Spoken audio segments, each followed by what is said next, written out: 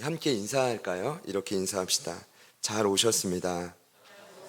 잘 오셨습니다. 현장에서 또 동시에 이 시간 온라인으로 예배하시는 분들께도 서로 한 번 더 인사합시다. 이렇게요. 함께 예배할 수 있어 너무 감사합니다.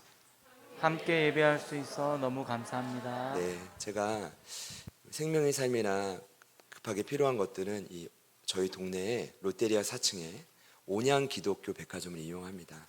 왜냐하면 또 가까운 곳을 또 이용해야 될 것 같아서요. 근데 그 목사님이 기독교 백화점 사장님인 동시에 온양교회를 또 담임하시는데요. 어제도 뵀는데 그런 얘기를 나눴어요. 예배할 수 있는 자체만으로 너무 감사하다고요. 여러분 그렇지 않습니까? 이 위기의 시간에 이렇게 함께 예배하는 것만으로 너무 감사합니다. 한 붕어빵 집의 광고가 이렇다고 합니다. 우리 집 붕어빵을 한 번도 안 먹은 사람은 있지만 한 번만 먹어본 사람은 없다. 이해되십니까? 너무 맛있어가지고 한 번 먹어본 사람은 그 집에 자꾸 온다는 겁니다. 저는 저희들의 예배가 그랬으면 좋겠습니다. 이렇게요. 제자들 교회 예배에 한 번도 안 와본 사람은 있지만 한 번만 방문한 사람은 없다. 할렐루야. 네. 같은 마음일 거라고 생각합니다. 오늘도 사모하는 저와 여러분의 심령에 갈급한 마음에 풍성한 은혜 주시기를 소망합니다. 질문을 좀 드릴게요. 만일 여러분에게 이 땅에서 남은 시간이 딱 하루라면 여러분은 무엇을 하시겠습니까? 과연 누구를 만나고 또 그 누군가에게 어떤 말을 남기시겠습니까? 고민해 보시죠. 하루면 너무 촉박합니까? 그럼 만약에 일주일이라면 여러분 그 일주일 시간 동안 누구를 만나고 무슨 말을 남기시겠습니까? 제가 이 질문을 드리는 이유는 오늘 함께 보신 23장 본문이 그런 배경에서 쓰여진 말씀이기 때문입니다. 오늘 여호수아는 자신의 죽음을 직감합니다. 그리고 이 말씀을 마지막으로 기록하죠. 그래서 오늘 말씀은 그의 고별 설교이자 유언입니다. 그러니까 여호수아서를 보면 그의 고별 설교가 크게 두 편 나옵니다. 오늘 23장 그리고 24장입니다. 차이점은 23장은 먼저 이스라엘 내에 지도자급을 불러서 먼저 설교하고 그 다음에는 온 민족을 불러서 마지막 설교를 합니다. 오늘 말씀 2절입니다. 여호수아가 온 이스라엘 곧 그들의 장로들과 수령들과 재판장들과 관리들을 불러다가 그들에게 이르되 나는 나이가 많아 늙었도다. 자, 지도자들을 뭐라고 호칭합니까? 이스라엘의 장로들, 수령들, 재판장들과 관리들. 그러니까 다 모은 게 아니라 지도자급만, 리더들급만 모인 겁니다. 110세의 영적 거장인 여호수아가 도대체 무슨 말을 했을까요? 제가 먼저 나누고 싶은 건 성경은 우선 여호수아를 일컬어 나이 많아 늙었다라고 강조한다는 겁니다. 1절에 여호수아가 나이 많아 늙은지라, 2절에 나는 나이가 많아 늙었도다. 성경에는 같은 내용을 두 차례 반복하는 걸 강조라고 합니다. 우선 뛰어난 하나님의 사람입니다. 타고난 군사였고 지도자였고 여호수아 그는 정말 성실하게 잘 싸웠습니다. 그러나 그런 그일지라도 세월의 무게를 피할 수 없었다는 것입니다. 그도 역시 육체의 죽음을 피하고 싶은 마음이 있었겠지만 피할 수 없었다는 것입니다. 그래서 14절에 보면 또 표현합니다. 표현만 약간 다르게 이렇게 말하죠. 보라 나는 오늘 온 세상이 가는 길로 가려 한다. 이 말이 뭘까요? 온 세상 모든 사람이 공통적으로 마주하는 육체의 죽음. 그러니까 저희도 오늘 8월 마지막 주 2부 예배를 드리는데 저와 여러분도 엄밀히 보면 오늘은 죽음의 하루 더 가까이 다가가는 날입니다. 그러니까 이 죽음에 가까이 나아가는 시간을 여호수아도 피할 수 없었고 오늘 23장에서 본격적으로 맞이했다는 겁니다. 그러나 성경에서의 죽음은 단순한 죽음을 뜻하지 않습니다. 제가 이걸 말씀드리려고요. 특별히 하나님의 사람들에게는 최소한 죽음은 그냥 죽음이 아닌 사명의 완수를 뜻합니다. 모세는 120세였으나 눈이 흐리지도 기력이 쇠하지도 않았다고 기록되어 있죠. 그러나 하나님은 이스라엘에게 자신과 같은 존재인 모세를 어느 순간이 되자 호련히 데려가십니다. 무덤도 못 찾게. 왜일까요? 그가 사명을 완수했기 때문입니다. 하나님이 모세를 통해 계획하신 모든 뜻을 다 이루었기 때문입니다. 여러분 너무 멋지죠? 저와 여러분의 인생도 그랬으면 좋겠습니다. 그냥 죽음을 안타깝게 죽지 말아야지가 아니라 사명을 다 완수했기 때문에 부름받기를 소망합니다. 신명기 34장 5절부터 7절입니다. 이에 여호와의 종 모세가 여호와의 말씀대로 모압 땅에서 죽어 벳부올 맞은편 모압 땅에 있는 골짜기에 장사되었고 오늘까지 그의 묻힌 곳을 아는 자가 없느니라. 모세가 죽을 때 나이 120세였으나 그의 눈이 흐리지 아니하였고 기력이 쇠하지 아니하였더라. 이 말이 뭡니까? 모세는 5년을 10년을 20년을 아니면 그 이상을 더 살 수 있었다고요. 그런데 하나님은 거기까지야. 넌 다 했어 할 일을. 이제는 네가 없어야 돼. 그래야 여호수아도 세워지고 공동체가 잘할 수 있어. 그래서 그를 데려가신 거죠. 여호수아도 마찬가지입니다. 오늘 여호수아는 사명을 완수했고 끝까지 참 신실하게 싸웠습니다. 이런 그가 마지막 설교를 전합니다. 단순히 죽음을 앞두고 전한 유언이 아닌 것을 제가 먼저 말씀드리고 싶었습니다. 오늘의 설교는 사명을 정말 성실하게 완수한 자가 정말 하나님이 보실 때도 야, 너 정말 대단하다, 애썼다 인정받는 자가 전하는 유언입니다. 여러분 그냥 흘러가는 세월 속에 죽음을 앞둔 분의 유언도 귀담아 들어야 되지만 오늘 이런 여호수아 유언은 더 집중해야 됩니다. 그렇기 때문에 오늘 말씀은 여호수아 전체 24장 중에 어찌 보면 성경 66권 중에 오늘 신앙인들에게 전하는 너무나 중요한 메시지입니다. 여러분 기대되시죠? 자, 어떤 말씀을 전했을까요? 먼저 여호수아는 그렇게 열심히 모인 지도자들에게 하나님이 어떤 분인지를 소개합니다. 우리 3절 말씀을 같이 한 번 더 읽어보실게요. 시작. 너희 하나님 여호와께서 너희를 위하여 이 모든 나라에 행하신 일을 너희가 다 보았거니와 너희의 하나님 여호와 그는 너희를 위하여 싸우신 이시니라. 그가 가장 먼저 말했습니다.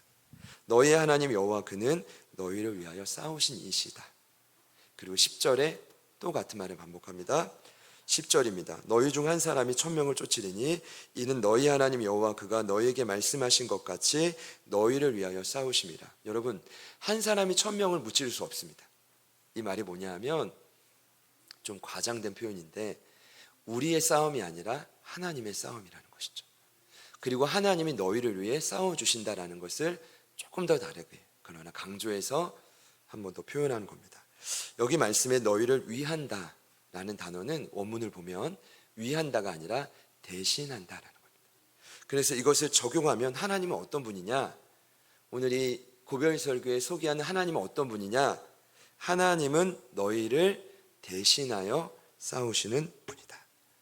여러분 이게 결론인데 먼저 믿음으로 받아들이시기를 축복합니다. 하나님은 지금도 저와 여러분을 위해 대신하여 싸우시는 분입니다. 이것이 오늘 지도자였던 여호수아의 먼저 전하는 고별 설교의 핵심입니다. 참 제가 생각할 때는 담고 싶은데 변함없는 진리가 있어요. 뭐냐면 설교의 핵심은 내 생각을 강조하는 게 아닙니다. 설교자를 드러내는 것도 아니고요. 그럼 애화도 아닙니다. 설교의 핵심은 뭘까요? 설교의 주인 대신 하나님이 어떤 분인지를 알려주는 것이 말씀의 설교의 핵심입니다. 그러니까 오늘 여호수아는 고별 설교에서 어찌됐든 설교의 원칙을 너무나 명확히 지킵니다. 제가 왜 너무나라고 표현했냐 하면 23장을 한 10번 정도 보면 눈에 너무 많이 들어오는 단어가 있습니다. 여러분 보세요. 저희 글을 쓸 때 어떤 시든 글이든 장문을 할 때 같은 표현을 반복해서 표현하는 것을 피하라고 합니다. 이게 기술이에요. 왜냐하면 같은 표현을 반복해서 쓰면 주변의 글을 읽을 때 이게 좀 짜증이 나요. 저는 그럴지 모르겠지만 왜 같은 말을 반복해? 뭐 이 언어가 이거밖에 모르는 거야? 이럴 수 있어요. 제 말이 이해되시죠? 근데 그 정도로 오늘 여호수아가 몰라서가 아니라 의도적으로 같은 표현을 반복하고 있어요. 그 표현이 뭔지 아십니까? 너희의 하나님 여호와 그는. 같이 한번 따라 합시다. 너희의 하나님 여호와 그는. 말씀을 보시면 정확하게 너희의 하나님 여호와 그는 그가라고 표현된 표현만 총 7차례입니다. 3절, 5절, 8절, 10절, 13, 15, 16절. 무려 7차례. 비슷한 표현. 예를 들어서 반쪽짜리 너희 하나님은 또는 여호와 그는, 이 표현까지 다 합치면 수도 없습니다. 그만큼 그가 마지막 설교에서 하나님이 어떤 분이신지를 가르쳐주고 싶었던 거죠. 너희의 하나님 여호와, 여호와는 어떤 뜻입니까? 언약을 지키시는 분. 인간은 약속을 안 지키지만 하나님은 약속을 지키시는 분. 너희의 하나님, 약속을 지키시는 그분이 어떤 분인지를 내가 지금 마지막에 죽음을 앞두고 너희에게 다시 가르쳐 주겠다, 이거죠. 그가 전하는 하나님은 어떤 분입니까? 하나님은 저와 여러분을 위해 대신하여 싸우시는 분. 무엇을 위해 싸우셔야 됩니까? 누가 이렇게 저에게 묻는다면 저 혼자 질문하고 또 생각해 보는 거예요. 물론 약속의 땅에 정착하기 위함, 물론 부르심을, 그 소명을 성취하기 위해 돕기 위함이죠. 여러분, 이스라엘의 소명은 무엇입니까? 오늘 여러분의 부르심은 무엇이어야 됩니까? 궁극적인 삶의 목적은 다시 말씀드리죠, 무엇이어야 됩니까? 직업 말고요. 하나님은 분명히 가르쳐 주셨습니다. 죄로 물든 이 땅에서 너는 구별된 거룩한 백성이 되고 그래서 제사장, 공동체, 나라가 되라는 겁니다. 너 혼자만 하지 말고 같이 모여 그 역할을 감당하라는 겁니다. 출애굽기 19장 6절입니다. 너희가 내게 대하여 제사장 나라가 되며 거룩한 백성이 되리라. 너는 이 말을 이스라엘 자손에게 전할지니라. 그럼 질문을 한번 더 해볼게요. 그렇다면 어떻게 싸워주시는 겁니까? 자, 대신 싸워주시는 거 알겠는데, 무엇을 위해 싸워주시는 거 알겠는데 어떻게 싸워주시는 겁니까? 대신 싸워주시는 모습은 어떤 모습입니까? 그러면 누군가 저에게 묻는다면 저는 여호수아 1장부터 12장을 읽어보라고 할 것 같아요. 근데 여러분, 그렇게 하면 핵심적으로 말씀을 전할 수 없죠. 1장부터 12장은 언제 읽습니까? 가나안 중부, 북부, 남부, 북부, 하나님이 싸울 때마다 명확한 특징들이 있었어요. 그걸 다 열거해야 됩니까? 죽음을 앞두고? 그러니까 제가 이런 관점에서 오늘 말씀을 보니까 좀 궁금한 게, 한편으로 아쉬운 게, 무엇을 위해 대신 싸워주시는지에 대한 핵심을 기록해주면 참 좋을 텐데 오늘 23장만으로는 우리에게 이 말씀을 적용하기가 어려워요. 대신 싸워주신데, 나를 위해 싸워주신데 좋다, 이게 끝이에요. 그럼 적용이 안 됩니다. 하나님이 나를 위해 대신 싸워주시는 것은 어떤 모습인지를 더 구체적으로 알아야 돼요. 놀라운 건 사실 오늘의 예언, 오늘의 유언은 여기서 처음 나온 게 아닙니다. 여호수아의 스승이었던 모세가 첫 번째 유언으로 본인도 이 말씀을 했어요. 여러분, 모세의 유언이 어떤 말씀입니까? 신명기입니다. 그 신명기 말씀을 보니까 모세는 놀랍게도 하나님이 대신 싸워주시는 것을 이렇게 표현하고 있습니다. 무엇에 비유하냐면 출애굽의 승리로 비유합니다. 신명기 1장 29절부터 31절까지 말씀입니다. 제가 읽을게요. 내가 너희에게 말하기를 그들을 무서워하지 말라, 두려워하지 말라. 너희보다 먼저 가시는 너희 하나님 여호와께서 애굽에서 너희를 위하여 너희 목전에서 모든 일을 행하신 것 같이 이제도 너희를 위하여 싸우실 것이며, 광야에서도 너희가 당하였거니와 사람이 자기의 아들을 안는 것 같이 너희 하나님 여호와께서 너희가 걸어온 길에서 너희를 안으사 이곳까지 이르게 하셨느니라 하나. 신명기 첫 장에 등장합니다. 모세의 유언은 무엇입니까? 애굽에서 너희를 위해 행하신 것처럼 이제도 너희를 위하여, 너희를 대신하여 누가요? 하나님이 싸울 것이다. 자, 그 말씀을 보면 우리를 대신해 싸우시는 모습이 어떤 모습인지를 아주 함축적으로 말하고 있죠. 모세가 이렇게 말합니다. 첫 번째, 먼저 가셔서. 두 번째, 바로와 애굽의 우상들을 물리친 것처럼 동일하게 싸우신다. 여러분, 바로는 오늘날 적용하면 누굽니까? 사단입니다. 우리의 힘으로는 보이지 않는 세력과 싸워 이길 수 없습니다. 지금도 하나님은 보이지 않는 사단과 그의 졸개들을 무찔러 주신다. 이게 두 번째. 그럼 세 번째는 뭘까요? 마지막은 부모가 자녀를 안는 것 같이. 요즘에 그 종목 목사님 어제 저희 그 기노스코의 반주자분이 어제 결혼했거든요. 그래서 어제 같이 제가 간사님, 기노스코 간사님이 종목 목사님이고 대표 리더님이 하영 전사님이기 때문에 하여튼 불러가지고 같이 갔습니다. 나만 갈 수 없다. 같이 갔는데 그런 얘기를 하더라고요. 목사님이 나오니까 손을 타가지고 너무 많이 안아줘야 된다는 겁니다. 그래서 제가 한참 멀었군. 제가 속으로 이랬습니다. 한참 제가 또 뭐 많이 안아주진 않았지만 한참 멀었군. 부모가 자녀를 안는다는 건 이런 거죠. 어떻게든 때려 부려도 끝까지 안고 있어야 돼요. 그럼 나온이가 때려 부린다고 던져버립니까? 그럴 충격은 받을 수 있겠지만 그럴 수는 없지 않습니까? 여기서 말하는 그 안다라는 건 그런 의미예요. 이 안다라는 단어를 살펴보니까 히브리어 나사라는 단어입니다. 근데 단순한 포옹이 아니에요. 그냥 어떤 어린 영혼을 안아준다라는 의미가 아니라 안다라는 뜻은 들어 올리다라는 뜻이더라고요. 그러니까 마지막 방법이 싸우시는 방법이 뭐예요? 이스라엘을 들어 올려서 전진하게 한다라는 뜻이에요. 여러분 오늘 말씀을 꼭 기억하십시오. 하나님이 우리를 위해 대신 싸우시는 방법이 여기에 기록되어 있어요. 먼저 가셔서 무찔러 주시고 안아주신다. 다시요. 먼저 가셔서 무찔러 주시고 안아주신다. 같이 한번 따라 합시다. 먼저 가셔서 무찔러 주시고 안아주신다. 어떤 부분이 여러분에게 주시는 계명일까요? 아까 일부 예배 후에 기도하는데 한정환 집사님 많이 우시더라고요. 아들을 위해 또 여러 상황들을 위해 많이 눈물 흘리시는데 하나님이 나를 안으시고 함께 하신다는 표현이 너무 감사하다고. 여러분에게는 어떤 말씀이 계명일까요? 먼저 가셔서 무찔러 주시고 안아주신다. 오늘 이것이 하나님이 대신 싸우시는 방법입니다. 근데 제 안에 이 말씀을 묵상하고 준비하면서 보다 근본적인 질문이 들었습니다. 왜 하나님이 이렇게까지 싸우셔야 되지? 나 혼자 못하나? 우리를 위해 또 이렇게까지 싸워주셔야 되는 이유가 뭐지? 한 가지만 꼽자면 결론은 그렇습니다. 여러 이유가 있겠지만 가장 중요한 이유는 그들이 애굽에서 나오는 결단도, 광야에서의 한 40년의 여정도, 그리고 가나안 땅의 첫 진입과 정착도 이스라엘 입장에서는 한 번도 가보지 못한 길이기 때문입니다.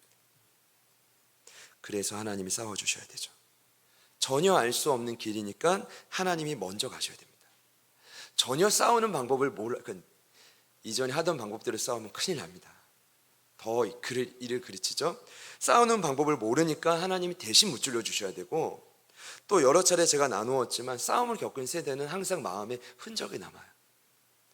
스크래치가 납니다. 상처가. 그렇기 때문에 필요할 때면 하나님은 적군과 싸우는 이 군사들을 어떻게 해야 돼요? 안아주셔야 돼요. 지쳐있는 우리들을 들어서 전진할 수 있도록 우리를 달래주셔야 되는 거죠. 그렇기 때문에 한 번도 가보지 못한 길이기 때문에 하나님 먼저 가셔서 무찔러 주시고 우리를 안아주셔야 되죠. 이해되시는 분들만 아멘 해보실까요? 아멘이시죠. 저는 오늘 이 말씀이 특별히 8월 마지막 주일 함께 나누고 있기 때문에 우리에게 꼭 필요한 말씀이라고 믿어요. 여러분, 하나님이 저와 여러분을 위해 대신 싸우시고 계십니다. 그리고 오늘 여호수아는 결국 보니까 이 말을 창조적으로 한 게 아니라 모세의 유언을 기억하고 있다가 자기도 동일하게 죽기 전에 동일한 말씀을 하고 있는 겁니다. 근데 제가 한 가지를 좀 더 나누고 싶어요. 하나님이 너희를 위해 싸우시는 분을 잊지 말아라. 중요해요. 근데 이런 거죠. 왜 오늘 여호수아는 모세가 이미 했던 말을 쉽게 말하면 재탕. 너무 제가 천박스러운 표현입니까? 왜 동일한 유언을 이스라엘 특별히 지도자들에게 하는 말이에요. 최소한 지도자들은 신명기 말씀을 몰랐을까요?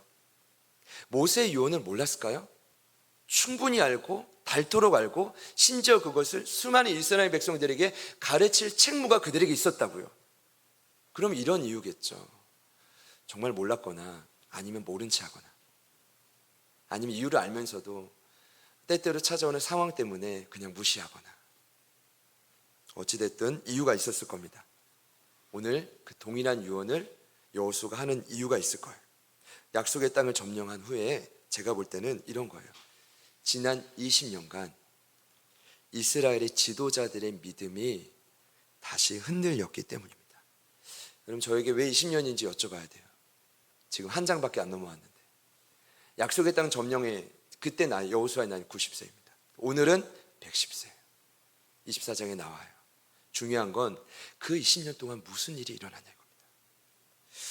오늘 말씀을 보니까 그 20년 동안 이스라엘은 충분한 쉼을 누렸다고 기록합니다. 1절 말씀에 이렇게 기록되어 있죠. 여호와께서 이스라엘을 주변의 모든 원수들로부터 쉬게 한지 뭐래요? 오래다. 그 오래다가 몇 년이에요? 20년입니다. 근데 그 20년이 한 장 만에 지나가 버렸어요. 금세 지나가 버렸어요. 그러나 안타까운 건 그 충분한 쉼이 있는 그 기간 동안 그들의 믿음은 자라지 못한 거예요. 그래서 오늘 동일한 유언을 다시 반복하고 있는 거죠. 여러분, 이런 겁니다. 한편으로는 너무 편안했는데 또 다른 한편으로는 성장하지 못한 거예요. 이건 이런 거예요. 한편으로는 은혜가 있는데 한편으로는 그 은혜로 성장하지 않고 죄 지은 거예요. 그럼 어떤 뜻인지 알겠죠? 저희가 최근 묵상하고 있는 사사기 말씀, 그 징조가 여기에 나왔어요. 이미. 여러분, 지난 금요일이었죠? 사사기 10장 1절부터 9절이 큐티 본문이었습니다. 그 말씀, 그 배경이 뭐였습니까? 여러분, 사사기 10장의 배경은 어떤 내용입니까? 사사기 9장입니다. 성경을 보실 때 그 전장을 보면 이해가 빨라요. 9장에 어떤 내용이 나오죠? 이 기드온의 아들 아비멜렉, 내 아버지가 내 왕이다. 이름은 멋졌지만 그는 자신의 잔인함과 포악함으로 방탕한 사람을 사들여서 은 70개로 한 바위에 70명을 다 죽이려고 했어요. 자기 형제를. 근데 막내 요담은 살고 69명을 처참하게 죽여버리죠. 무시무시하지 않습니까? 그리고 세겜 족속을 사서 3년 동안 통치하는데 그때 이스라엘은 완전한 밑바닥입니다. 그때 하나님은 그들을 어떻게 건지시죠? 10장을 보니까 물론 그 전에 아비멜렉은 이제 다베스 사람의 여인이 던진 그 맷돌 윗짝에 두개골 깨져 죽고 이제 창에 찔려서 죽고, 그 다음에 10장에 어떤 일이 벌어지냐 하면 하나님이 이스라엘을 긍휼히 여기사 사사 돌라와 야이를 보내시죠. 그리고 무려 몇 년간 평안하냐 하면 45년입니다. 이게 22년, 23년 그게 맞죠? 23년, 22년이었나요? 제가 금요일에 있는데 이렇게 헷갈리는 거 죄송합니다. 어쨌든 도합 두 사사에 의해 45년간 평화인데 이때 완벽한 평화입니다. 내부에 분열도 없고 외부에 침입도 없는 완벽한 평화. 근데 놀라운 건 그 시기가 딱 마치자마자 10장 6절에 이스라엘이 또다시 여호와의 목전에서 악을 행합니다. 여러분, 이 상황을 어떻게 설명해야 됩니까?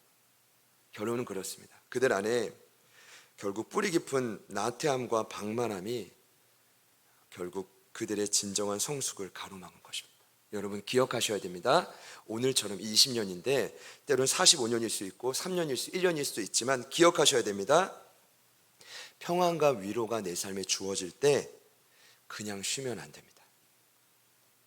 평안과 위로가 주어질 때 더 긴장해야 됩니다. 더 긴장하면서 그 힘으로 성장해야 됩니다. 반드시 성장해야 됩니다. 그래서 주시는 은혜입니다. 그럼 이스라엘은 어떻게 해야 됐습니까? 45년 동안 사사 돌라와 야일에게 배워야죠. 배울 사람이 없으면 배워야죠. 지도자들에게. 돌라가 이름이 뜻이 충격적입니다. 같이 한번 따라할까요? 벌레. 예, 돌라 두 글자, 벌레 두 글자. 잊지 마세요. 벌레 이름으로 태어났습니다. 근데 그가 사명을 받고 고향인 길르앗 지파를 떠나 타국과 같은 에브라임 지파 3일 땅에서 사명을 감당합니다. 그가 그리고 죽어서 그 땅에 또 묻힙니다. 이게 히브리 풍습상 전혀 반대되는 겁니다. 그래도 사역하다가 죽으면 고향으로 돌아오는 게 풍습입니다. 사사들 대부분이 그랬는데 그는 그 땅에 죽었다고요. 왜요? 사명입니다. 그럼 평안한 그때 이스라엘 백성은 뭘 배워야 됩니까? 돌라를 통한 사명을 위해 사는 삶. 야일은 뭘 배워야 됩니까? 30명의 아들들이 평화로웠습니다. 번영했습니다. 어린 나귀를 타고 각자 성읍이 있었습니다. 각자 소위 말하면 번듯한 건물들이 있었던 겁니다. 30명만 그랬겠습니까? 온 이스라엘이 20년 넘게 다 부유했습니다. 무엇일까요? 하나님이 왜 물질의 복을 주시는지 깨달아야 됩니다. 왜 저 가정은 평안한지를 깨달아야 됩니다. 분명히 이유가 있을 겁니다. 이때는 말씀을 드릴 수 있는 겁니다. 제가 늘 말씀드리는 문제가 되겠지만 하나님이 복을 주시는 데는 이유가 있습니다. 그럼 야일을 통해 왜 30명의 자녀들이 이스라엘이 평안한지를 봐야 됩니다. 물질의 복입니다. 사명을 위해 물질의 복이 언제 흘러오는지를 사사기 10장 1절부터 5절 말씀을 통해 이스라엘 백성들 45년 동안 배워야 됐다고요. 그런데 그들은 배우지 않고 나태하고 방만했고 오히려 믿음이 그 은혜로 딴짓을 했단 말입니다. 그러니 지도자가 죽자 바로 여호와의 목전에서 악을 행하는 것입니다. 그 기회를 놓치니 죄가 반복되는 것입니다. 여러분, 라온 얘기를 한 번 더 하자면, 이 막내, 저희 가족 중에 막내 아닙니까? 영적인 가족 중이에요. 그래서 화온, 유온, 라온, 진짜 막내긴 한 막내인데, 이 아이가 태어났어요. 때가 되면 걸어야 돼요. 때가 되면 뛰어야 됩니다. 때가 되면 스스로 밥을 먹고 자립하고 스스로 공부하고 땀 흘려 일해야 됩니다. 이게 정상이지, 많은 분들은 착각하는 거예요. 눈에 보이는 생활에서만 최선을 다하지, 내 눈에 보이지 않는 믿음의 생활은 최선을 다하지 않는다고요. 이것이 오늘 여호수아가 있었던 이스라엘 공동체에서 이루어졌다면 오늘 저희는 어떨까요? 저는 확신합니다. 저희도 별반 다르지 않다. 여러분, 이제 언젠가 누군가 지도자들이 죽게 되고 부재가 되면 이 상황을 맞이하겠죠. 그때 여러분, 그때 드러나게 될 겁니다.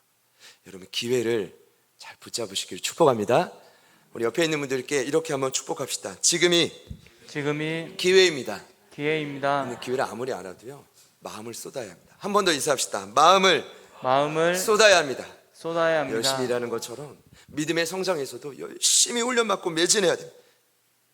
그래서 놀라운 건 모세가 본인도 이 하나님 대신 싸우는 방법을 유언으로 남길 때 이미 신명기 1장이 말하고 있어요. 1장 32절입니다. 하나님이 너희를 위해 분명히 싸우셨지만 이렇게 말해요. 이 일에 너희가 너희 하나님 여호와를 믿지 아니했다. 무슨 말입니까? 은혜를 많이 줬지만 결국 너희는 믿음이 성장하지 않았구나. 그래서 오늘 여호수아는 계속 외치는 겁니다. 힘껏 외치는 겁니다. 갈 길을 모르는 저와 여러분을 위해, 알아도 두려워서 머뭇거리는 저와 여러분을 위해 먼저 가셔서 적을 무찌르시고 또 안아주시는 그 하나님과 어떤 순간에서도 함께하라고 강력히 외치는 것입니다. 자꾸 외치니까요, 그 외친 말씀을 우리 마지막으로 한 번 더 읽고 말씀을 마무리하겠습니다. 9절과 10절입니다. 다시금 강조하는 말씀인데 우리 한 번 더 힘차게 읽습니다. 시작. 이는 여호와께서 강대한 나라들을 너희의 앞에서 쫓아내셨으므로 오늘까지 너희에게 맞선 자가 하나도 없었느니라. 너희 중 한 사람이 천명을 쫓으리니 이는 너희 하나님 여호와 그가 너희에게 말씀하신 것 같이 너희를 위하여 싸우심이라. 아멘. 제가 좀 심각한 얘기를 진지하게 많이 했지만 웃으면서 우리 같이 합시다. 아멘. 네. 왜 제가 이렇게 말씀드리냐면, 핵심을 알아도 여러분, 왜 이렇게 오늘 왜 저렇게 말하지? 나한테 하는 얘기 이러면 마음이 다치고 선택하기가 어렵거든요. 여호수아 유언을 보면 동일한 패턴이 나와요. 핵심을 던지고 선택은 너희가 알아요. 여러분, 이것이 신앙의 원리예요. 하나님이 인격적이시기 때문에 핵심을 알려주시고 너 선택 안 하면 없애버려, 이게 우리 하나님 아니에요. 결국 저와 여러분의 선택에 따라 믿음이 성장하든 정체되든 여러분의 선택이에요. 오늘 말씀을 들으시고 그냥 잊어버려, 문을 잊어버려, 이건 여러분의 선택이에요.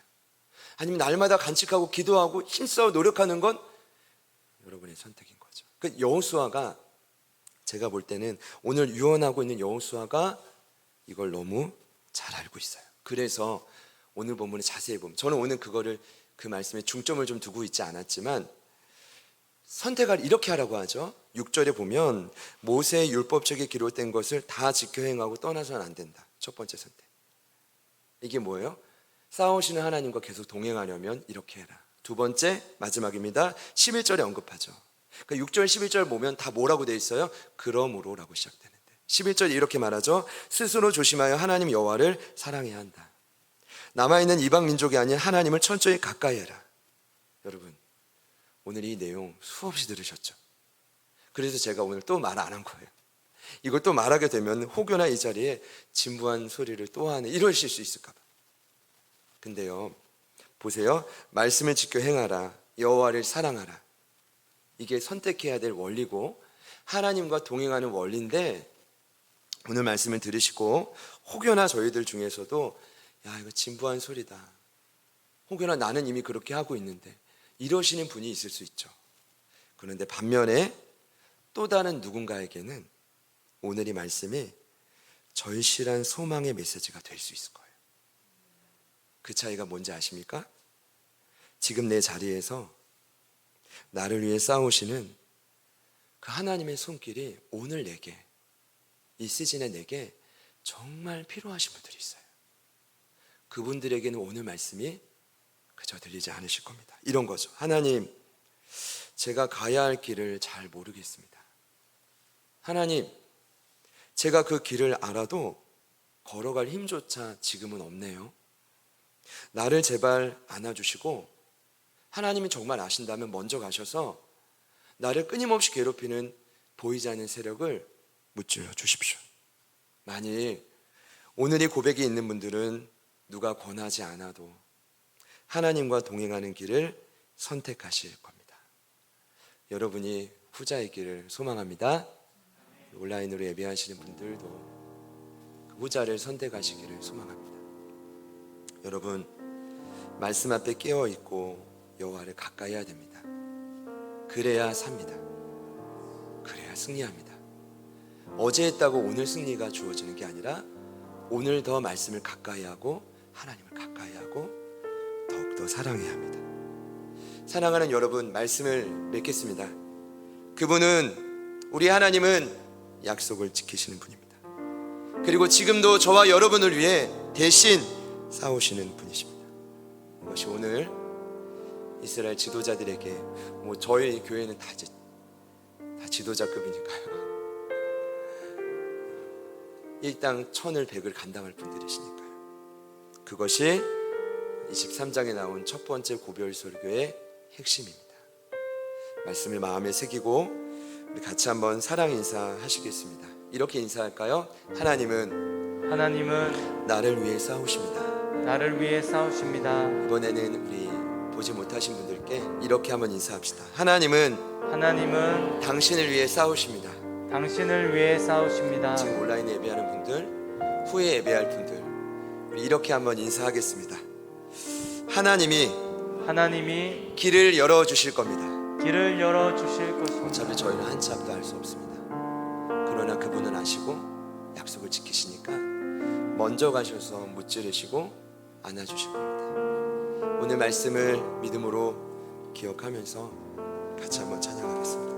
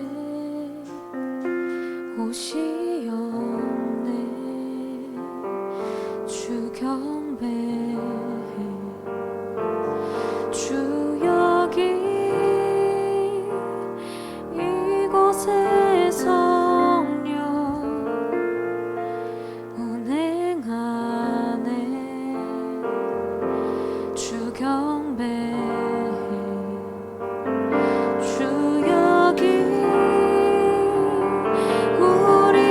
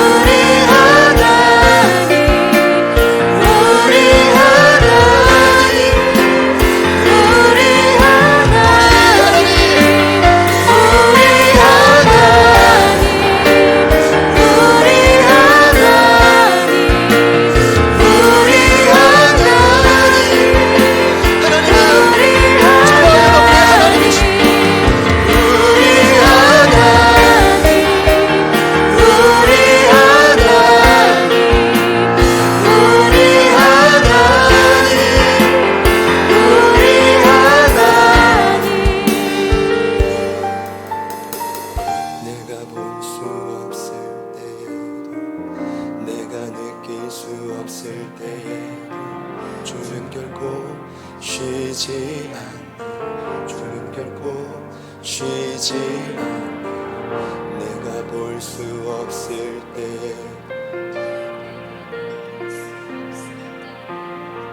주는 결코 쉬지 않아. 주는 결코 내가 볼 수 없을 때, 내가 느낄 수 없을 때 주는 결코 쉬지 않아.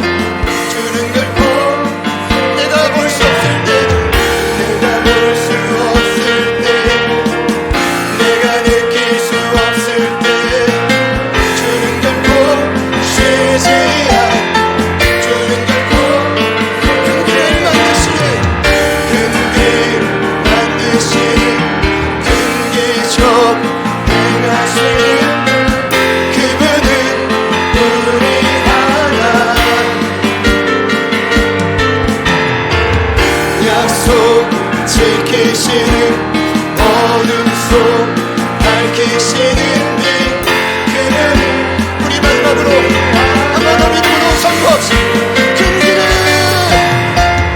큰 길 만드시는, 큰 길 속 행하시는 분 그분은 우리 하나님. 약속을 지키시는 분, 어둠 속을 밝히시는 분 그분은 우리 하나님. 오늘의 유언을 왜 다시 번복하는지를 잊지 맙시다. 평안과 위로가 있는 그 시기에 우리의 믿음은 자라나야 합니다. 나태함과 방만함을 이제는 끊고 철저히 깨어 여호와의 말씀을 좌라나 우러나 치우치지 않으며 여호와께 더욱더 가까이 해야 됩니다. 우리의 선택이지만 오늘 이 시간만큼은 우리가 선한 길을 선택합시다. 하나님이 주신 은혜와 능력을 가지고 우리의 믿음이 더욱더 자라겠습니다. 하나님, 우리의 삶에 베푸셨던 그 하나님의 놀라운 승리를 날마다 경험하며 나아가겠습니다. 우리보다 먼저 가시고 모든 악한 세력을 무찌르시고 오늘도 나를 안으셔서 전진하게 하시는 그 하나님을 의지하겠습니다. 우리 결단하는 마음으로 우리 각자의 삶에 있는 모든 위기를 향해, 모든 문제를 향해 우리 이 시간 주님 이름 부르시고 우리가 간절히 한번 기도합니다. 주여,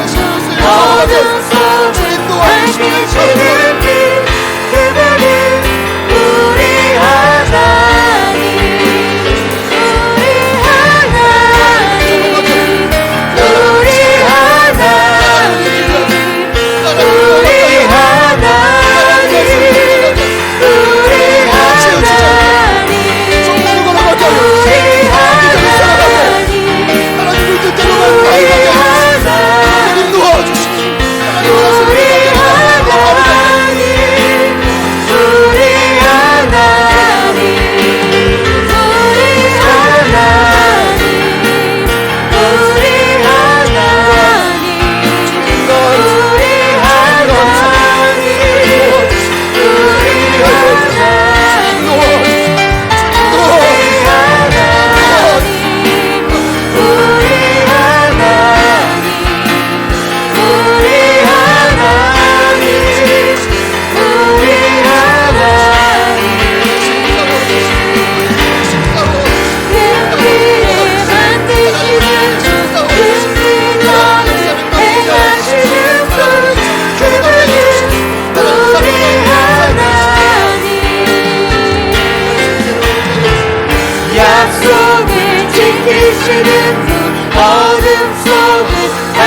밝히시는 빛 그분은 우리 하나님 큰 길을 만드시는 분 큰 기적을 행하시는 분 그분은 우리 하나님 약속을 지키시는 분 어둠 속을 밝히시는 길 그분은 우리 하나님 큰 길을 만드시는 분 큰 기적을 행하시는 분 그분은 우리 하나님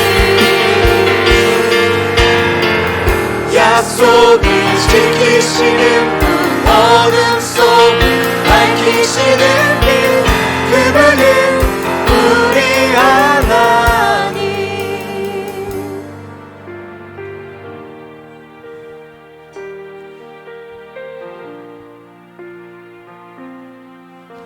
우리를 위해 대신 싸우시는 하나님이 너무나 필요합니다.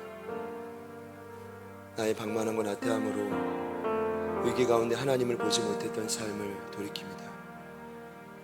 우리에게 주신 은혜를 붙들고 다시금 믿음의 성숙하는 오늘 이부 예배에 참여하시는 모든 예배자들, 우리 사랑하는 모든 가족들 되게 하여 주십시오. 너희 하나님 여호와 그는 너희를 위하여 싸우시는 분이다. 수없이 외치는 영적 거장의 이 메시지가 우리의 심장에 박혀 우리의 삶을 더욱 능력 있게 변화시킬 줄 믿습니다. 우리가 그 길을 알지 못하오니 하나님 미리 가셔서 모두 무찌르시고 때론 그 길을 가야 돼. 그러나 지쳐 쓰러진 우리가 있다면 우리를 아느사 전진케 하여 주시옵소서. 아멘. 오늘 우리에게 이 바로 마지막 주를 맞이하는 우리 모두에게 반드시 필요한 말씀을 듣게 하신 하나님을 찬양합니다. 그리고 우리는 그렇게 살다가 주님 부르시는 그날 내 사명의 안타까움보다 남겨진 자손들을 향해 동일하게 외치게 하여 주십시오. 너희를 위해 싸우는 그는 우리 하나님 한 분이시다. 아멘. 하나님 믿음으로 외치고 또 격려하고 독려하는 이 삶이 때론 지치고 힘들 수 있지만 하나님은 오늘 새 힘과 능력 부어주셨습니다. 하나님이 이 힘을 붙들고 이 한 주간을 날마다 승리케 하여 주시옵소서. 아멘. 새 일을 행하실 하나님을 찬양합니다. 큰 길을 만드신 하나님을 찬양합니다. 아멘. 모든 어둠을 빛으로 물러내시는 하나님을 찬양합니다. 아멘. 이제는 우리 구주 예수 그리스도의 은혜와 하나님 아버지의 변함없는 신실하신 사랑하심과 성령님의 내주 충만 교통 위로하심의 역사가 나를 위해 대신 싸우시는 하나님을 붙들겠습니다. 그 하나님께 더 가까이 나아가겠습니다. 마음속 깊이 다짐하며 다시 한번 비장한 각오로 세상을 향해 나아가는 오늘 이부 예배에 참여하신 모든 가족분들, 예배자들 머리머리 위, 그리고 언젠가 저희들이 통해 이 고백을, 이 유언을 듣게 될 우리 사랑하는 남겨질 자손들 위해, 그리고 우리를 통해 이 세대 가운데 구원받게 될 수많은 영혼들 그 삶의 도전 위에 지금부터 영원토록 함께 하시기를 간절히 축원하옵나이다. 아멘. 아멘.